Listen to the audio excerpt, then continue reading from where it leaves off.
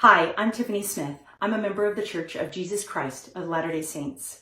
I'm speaking as an individual and hoping to reach other members of my faith who are trying to decide how to vote in the November 2020 election.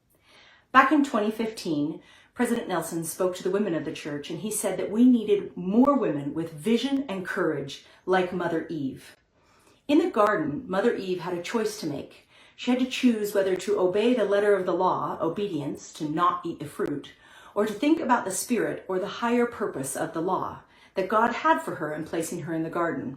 She knew if she didn't eat the fruit that she would be obeying, but she also knew that if she ate the fruit, she would learn between good and evil and that she would gain wisdom. So she had a choice to make. How do you know which law to obey? Well, some people asked Jesus that, and they said, "What's the greatest commandment?"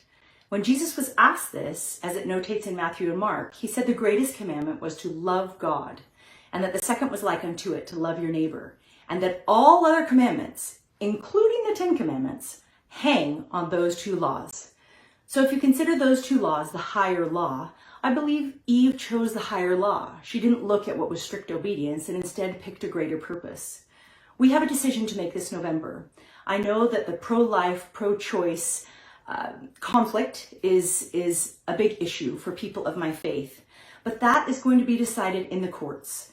That's really not something that at this point is going to be decided in this election. So I'm asking you to look at the two main candidates and say, who follows the higher law of loving God and loving your neighbor?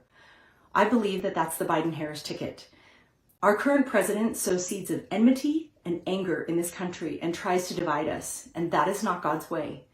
And so I hope you will consider voting and looking at what might be the higher purpose, even though you may have never voted for a pro-choice candidate before, knowing that that issue is most likely already dealt with.